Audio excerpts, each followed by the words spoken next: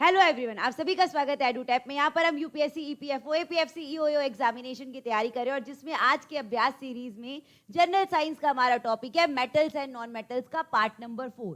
मैंने आपको स्टार्टिंग में ही बताया था कि मेटल्स और नॉन मेटल्स बहुत इंपॉर्टेंट है आपके एग्जाम के लिए और ये बहुत बड़ा चैप्टर है। पार्ट नंबर 4 पे हम पहुंच चुके हैं, लेकिन अभी भी कुछ पार्ट्स बाकी है।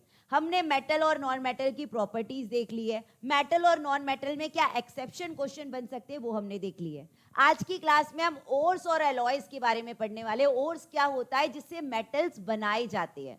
और एलॉय क्या होता है? जब दो या दो से ज्यादा मेटल को मिलाते हैं। When we combine to or more metals it form alloy. तो ओर्स और एलॉयज के बारे में हम पढ़ने वाले, तो वीडियो को आपको लास्ट तक देखना है। इसके बाद वाले पार्ट्स में हम रिएक्टिविटी सीरीज, पीरियोडिक टेबल, उसके ऊपर क्वेश्चंस करने वाले हैं। ठीक है, तो ये मेटल्स और नॉन मेटल वाला टॉपिक बहुत इंपॉर्टेंट है। पक्का यहाँ से 1 से 2 क्वेश्चन आपको एग्जाम में देखने को मिलेंगे। अगर कहे तो केमिस्ट्री का 50% पार्ट आपका मेटल्स और नॉन मेटल्स के अंदर आता है। ठीक है, और आपकी पढ़ाई को बेहतर बनाने के लिए एडुटैप ने लॉन्च किया है कॉम्प्रहेंसिव गाइड बुक। इसकी लिंक आपको इस वीडियो के डिस्क्रिप्शन बॉक्स में मिल जाएगी, जिसमें आपको मिलेगा decoded syllabus, PYQs, complete strategy की कैसे आप अपने एग्जाम में मार्क्स को हाई गेन कर सकते हैं।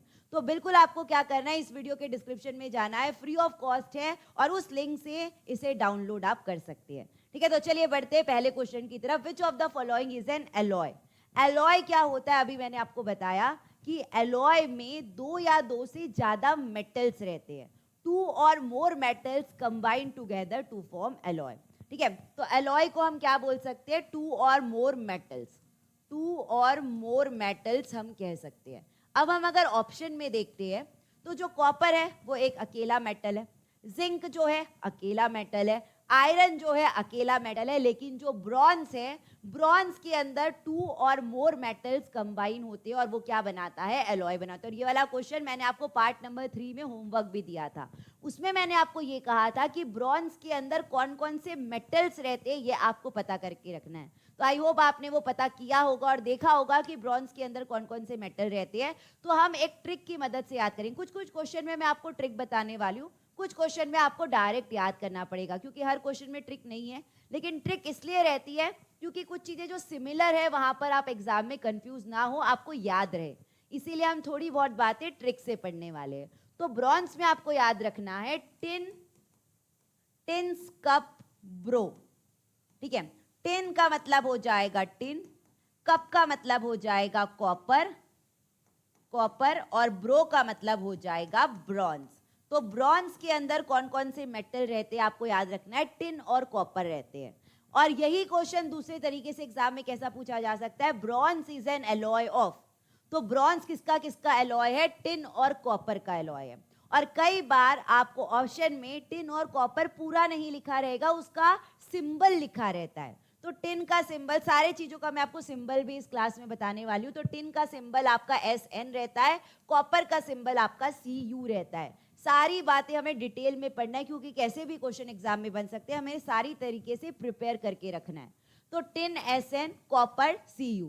तो SN plus CU makes bronze. मैं यहाँ पर लिख भी देती हूँ, SN plus CU is equal to bronze. ठीक है, तो ब्रॉन्ज क्या है? एलॉय है। चलिए बढ़ते हैं दूसरे क्वेश्चन की तरफ। Stainless steel is an alloy. अब देखिए, स्टील अलग होता है और स्टेनलेस स्टील अलग होता है। स्टील के अंदर, अगर मैं सिर्फ स्टील की बात करती हूँ, उसके अंदर कॉपर, आयरन, कार्बन, ये सारी चीजें रहती है। लेकिन अगर मैं स्टेनलेस स्टील की बात करती हूँ तो आपको याद रखना है, स्टेनलेस स्टील के अंदर आयरन तो रहता है। आयरन का सिंबल, सभी में आयरन दिया है, आयरन का सिंबल क्या होता है? Fe होता है। उसके साथ साथ क्रोमियम रहता है, क्रोमियम, क्रोमियम क्या होता है? Cr। उसके बाद निकल होता है Ni। तो आयरन, क्रोमियम, निकल। ठीक है, अब आपके पास इसके लिए कोई ट्रिक नहीं है, बस आप याद रखेंगे Fe plus Cr plus Ni is equal to stainless steel. Iron, chromium, nickel makes stainless steel. Stainless steel alloy है क्योंकि इसके अंदर to or more metals combine हो रहे हैं और ये क्या बना रहा है? एलॉय बना रहा है। तो स्टेनलेस स्टील एलॉय किसका है? आयरन, क्रोमियम और निकल। ये आपको याद रखना है। आगे बढ़ते क्वेश्चन नंबर 3 में आते हैं। Brass is an alloy of. अभी हमने ब्रॉन्ज देखा, अब इसके बाद बात करने वाले ब्रास के बारे में।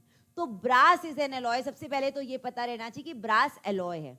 ब्रास में भी दो मेटल्स एक साथ कंबाइन होते हैं, तो ब्रास किसका किसका एलॉय है, ठीक है, तो यह आपको याद रखना है। अब आपको ब्रास के लिए ये याद रखना पड़ेगा कि इसके अंदर, जैसे हमने ब्रॉन्ज में पढ़ा था टिन और कॉपर, तो इसमें कॉपर जो है वो सिमिलर है।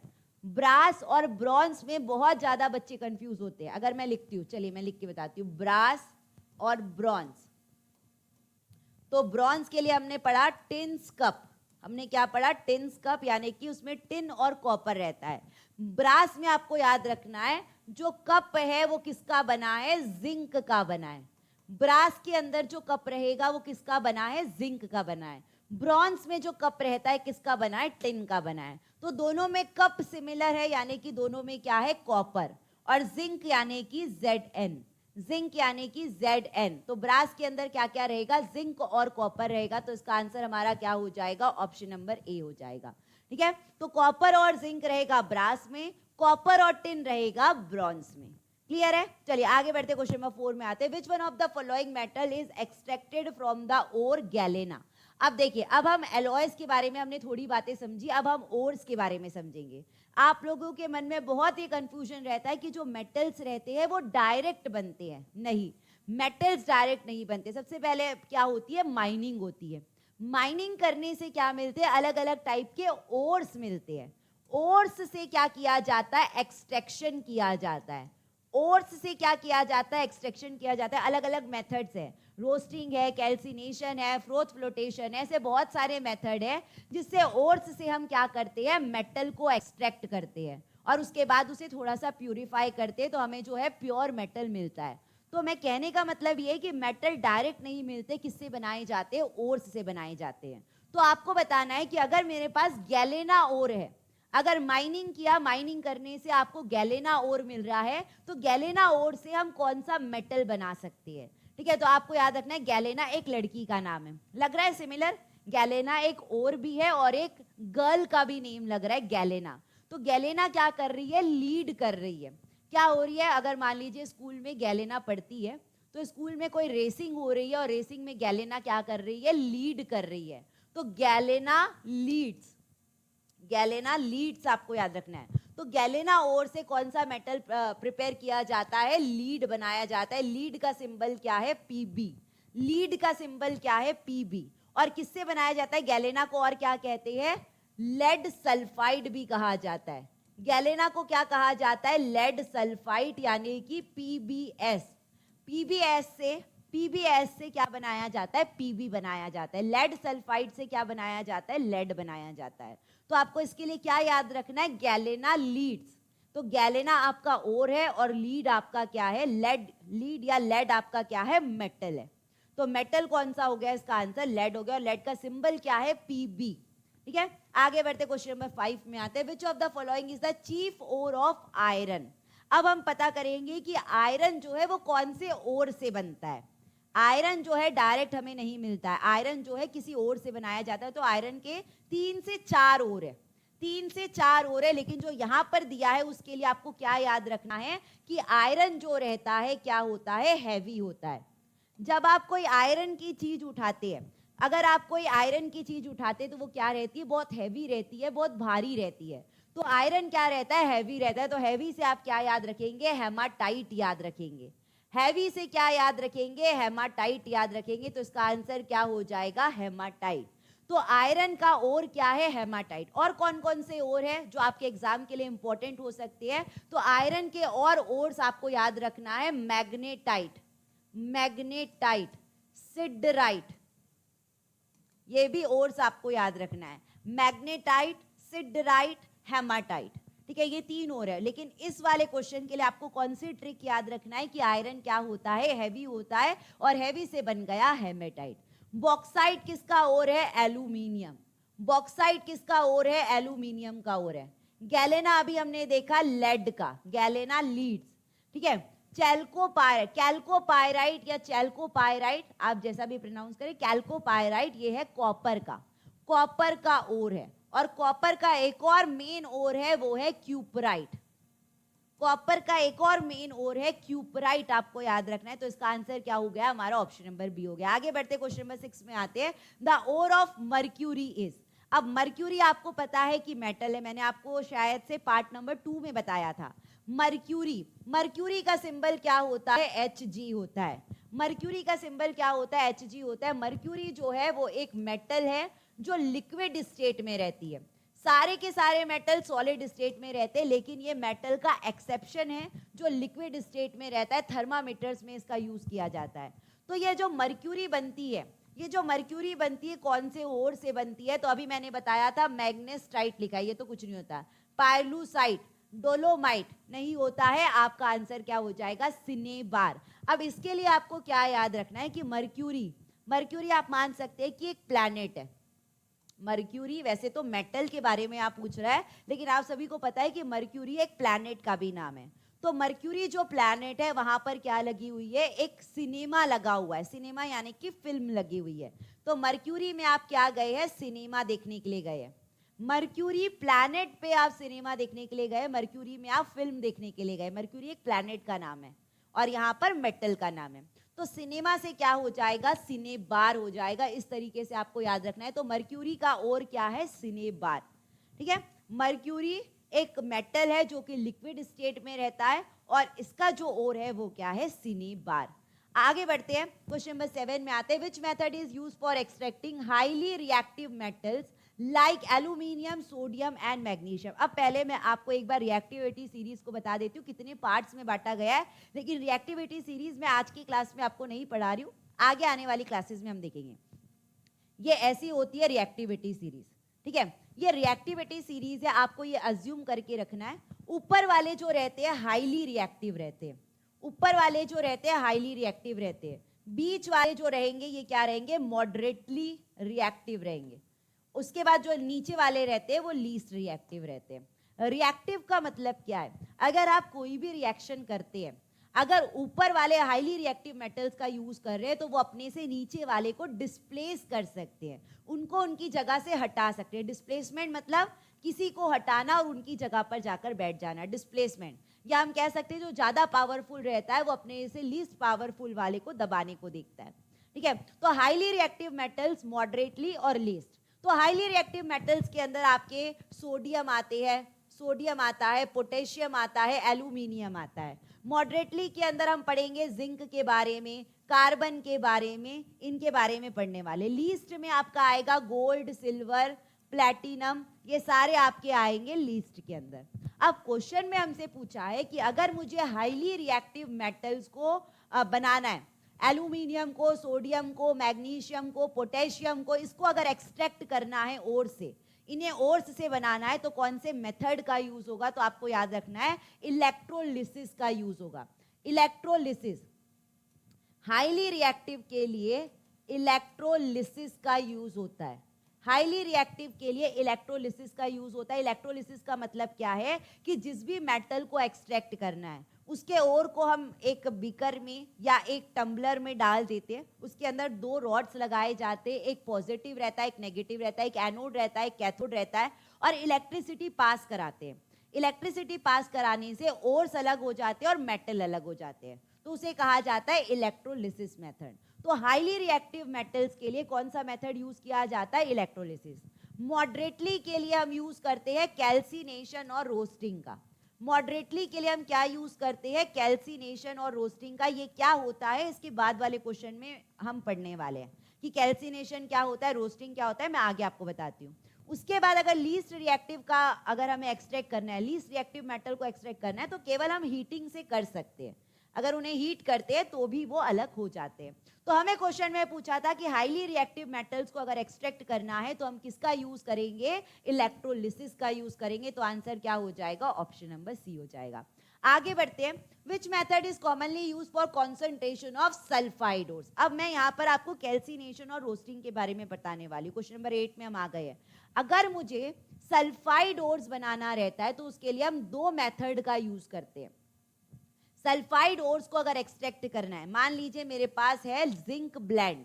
जिंक ब्लेंड का फॉर्मूला, जिंक सल्फाइड को ही जिंक ब्लेंड कहा जाता है। ये है जिंक ब्लेंड, जिंक सल्फाइड को जिंक ब्लेंड। इसमें आ रहा है सल्फाइड ओर, इसमें क्या आ रहा है सल्फाइड ओर। तो मुझे सल्फाइड ओर से जिंक बनाना है, सल्फाइड ओर्स से सल्फाइड को अलग करना है और जिंक को अलग करना है। तो इसके लिए हम दो मेथड का यूज करते हैं, एक तो है फ्रोथ फ्लोटेशन मेथड, एक तो कौन सा है फ्रोथ फ्लोटेशन मेथड, और दूसरा आपको याद रखना है रोस्टिंग, दूसरा आपको याद रखना है रोस्टिंग। दोनों मेथड से हम सल्फाइड ओर्स को अलग कर सकते हैं। अब पहले देखते हैं कि फ्रोथ फ्लोटेशन क्या होता है। फ्रोथ फ्लोटेशन का मतलब है कि हम क्या करते हैं कि एक बीकर है, उसमें हमने ओर्स डाल दिया, सल्फाइड के ओर्स डाल दिए।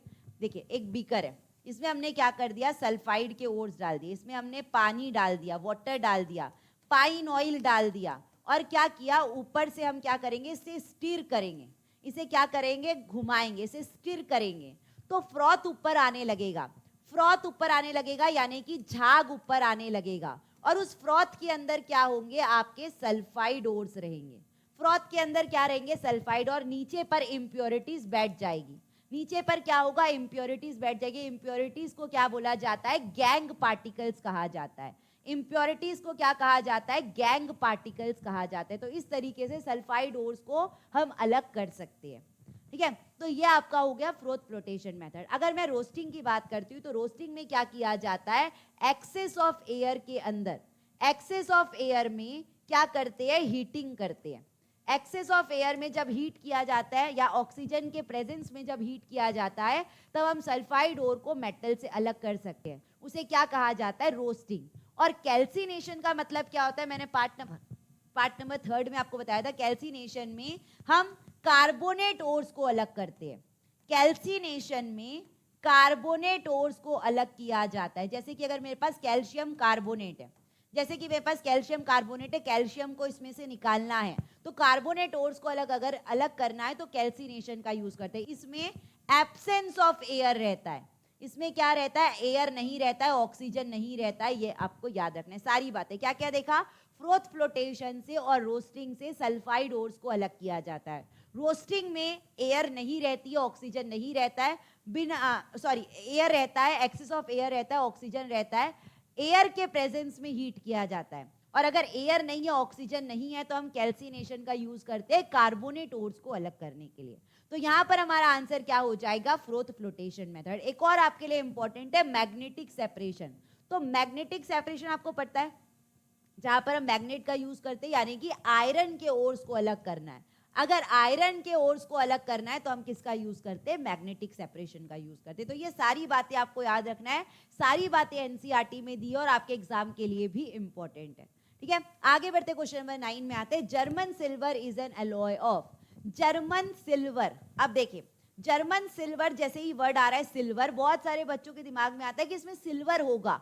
तो सबसे पहला कॉन्सेप्ट आपको ये याद रखना है कि जर्मन सिल्वर के अंदर सिल्वर नहीं है, यानी कि चांदी नहीं है, एजी नहीं है, एजी, सिल्वर का सिंबल क्या है, एजी, तो उसके अंदर सिल्वर नहीं होता है। जर्मन सिल्वर के अंदर सिल्वर नहीं होता है। इसके अंदर क्या होता है, सबसे पहला होता है निकल। आपको क्या याद रखना है, निकल याद रखना है।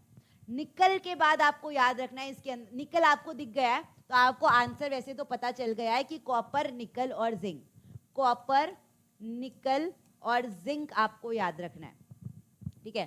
तो जर्मनी से आप कैसे याद रखेंगे, इसे याद कैसे रख सकते हैं, जर्मनी से हमने एक कप लाया, जर्मनी से हमने एक कप लाया, किसने लाया, किसने लाया, निकेल नाम के लड़के ने लाया। और वो जो कप है किससे बना है, जिंक से बना है। कप जो है किससे बना है, जिंक से बना है। तो जर्मनी से कप लाया गया, कप से हो गया कॉपर, किसने लाया है, निकेल, या आप एनआई से कोई भी लड़के का नाम रख सकते हैं, कोई भी लड़की का नाम रख सकते हैं। उसके बाद वो किससे बना है, कप, जिंक से बना है। तो जर्मन सिल्वर के अंदर कॉपर, निकल और जिंक रहता है, ठीक है, लेकिन उसके अंदर सिल्वर नहीं होता। ये आपके लिए इंपॉर्टेंट पॉइंट है। ऐसा क्वेश्चन भी बन सकता है, स्टेटमेंट बेस्ड भी क्वेश्चन बन सकता है, क्या जर्मन सिल्वर के अंदर सिल्वर रहता है, नहीं रहता है, ठीक है। तो आंसर हो जाएगा इसको ऑप्शन नंबर बी। आगे बढ़ते क्वेश्चन नंबर 10 में आते हैं। Which of the following ore is correctly match with its metal. अब आपको बताना है कौन सा ओर किसके साथ करेक्टली मैच है। तो अगर गैलेना की बात करते तो गैलेना जिंक का ओर है क्या, नहीं है। गैलेना के लिए हमने क्या याद किया था, गैलेना लीड्स, यानी कि गैलेना का जो ओर है वो क्या है, लेड है, यानी कि Pb है, ठीक है। उसके बाद हमने बॉक्साइट का देखा था कि जो बॉक्साइट है वो किसका ओर है, एल्यूमिनियम का ओर है। बॉक्साइट किसका ओर है, एल्यूमिनियम का ओर है। आयरन का ओर तो हमने पढ़ा था कि आयरन हैवी होता है, आयरन हैवी होता है, आयरन का ओर हमने पढ़ा था हेमाटाइट। आयरन का ओर हमने क्या पढ़ा था, हेमेटाइट। तो ये वाला ऑप्शन भी गलत है, ये वाला ऑप्शन भी गलत है। मेलाचिट, मेलाचिट जो रहता है वो किसका है, कॉपर का।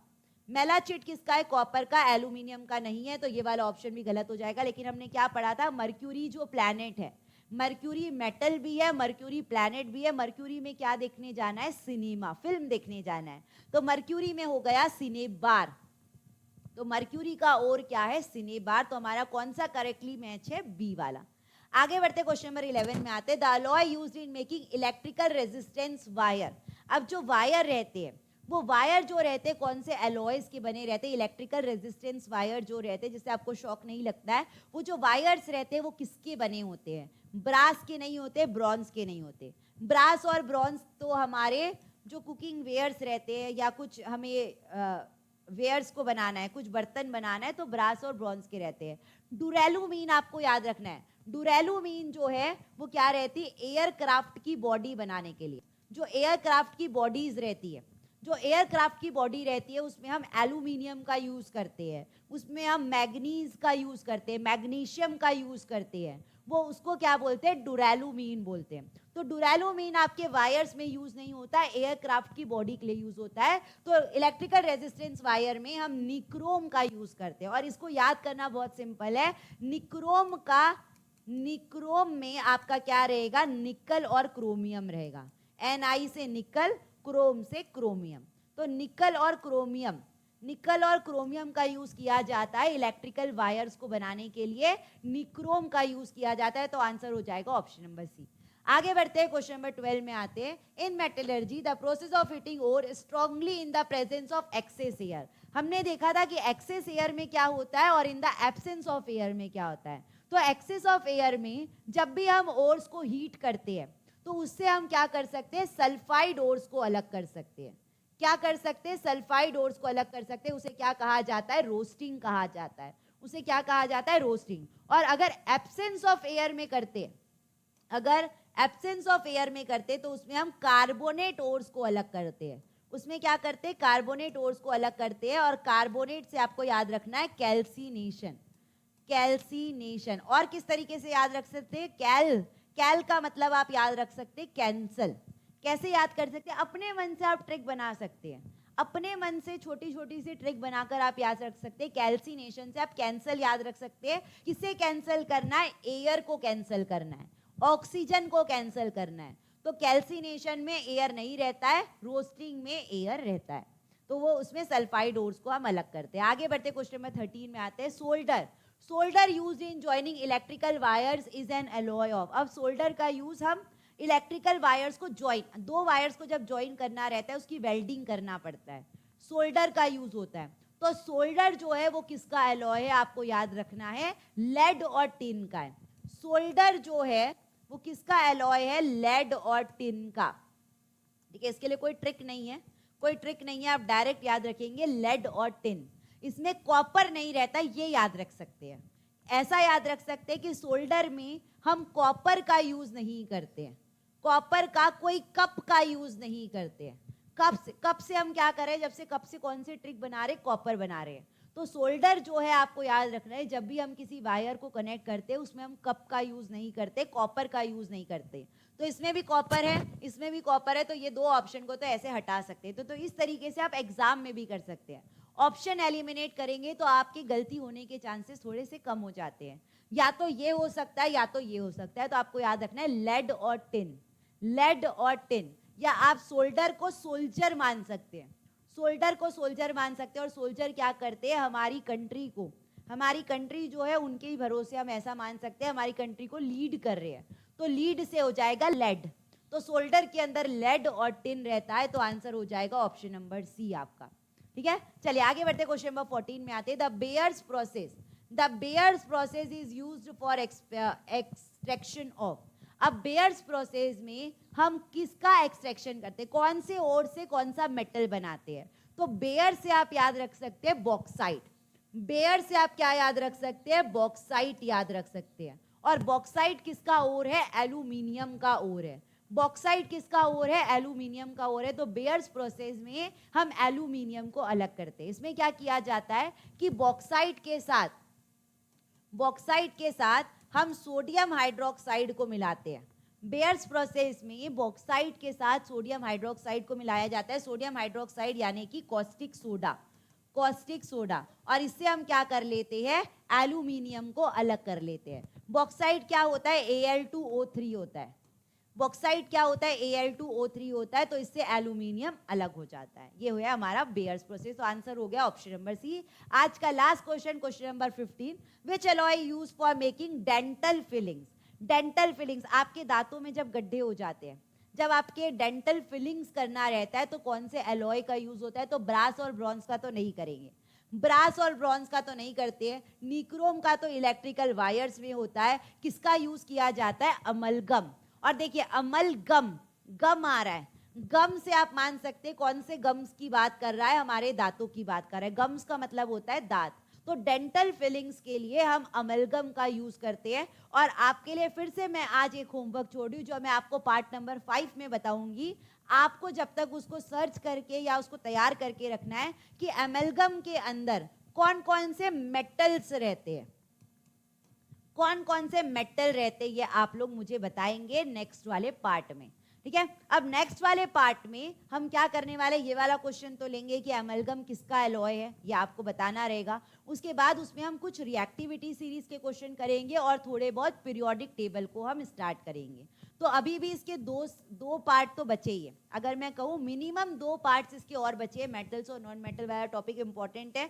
अगर आपने इसके पहले के 3 पार्ट नहीं देखे तो वो भी जरूर देखिए, आपके जो कॉन्सेप्ट है वो क्लियर होते जाएंगे। तो इसका आंसर हो गया हमारा अमलगम।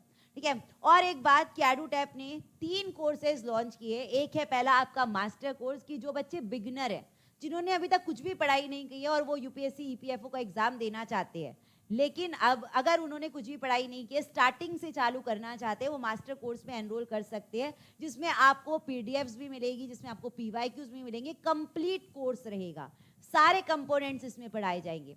दूसरा आपका स्पेशल सब्जेक्ट कोर्स की आधी तैयारी हो गई है, लेकिन कुछ ऐसा कंपोनेंट है जो आपको हार्ड जा रहा है, जो अभी तक आपको समझ में नहीं आया, सिर्फ वो कंपोनेंट की आप तैयारी करना चाहते हैं, तो अब स्पेशल सब्जेक्ट कोर्स के साथ जुड़ सकते हैं। और लास्ट है आपका टेस्ट सीरीज, जिनकी पूरी तैयारी हो चुकी है, जिन्होंने सारे कंपोनेंट्स को बहुत अच्छे से पढ़ लिया है, लेकिन वो रिवीजन करना चाहते हैं और प्रैक्टिस करना चाहते हैं, टेस्ट देना चाहते हैं, तो टेस्ट सीरीज वाले कोर्स से जुड़ सकते हैं। ठीक है, तो ये था आज के लिए। अब हम मिलेंगे अपने पार्ट नंबर 5 में रिएक्टिविटी सीरीज और पीरियोडिक टेबल के साथ। तब तक के लिए आप सभी को thank you, bye, take care and all the best.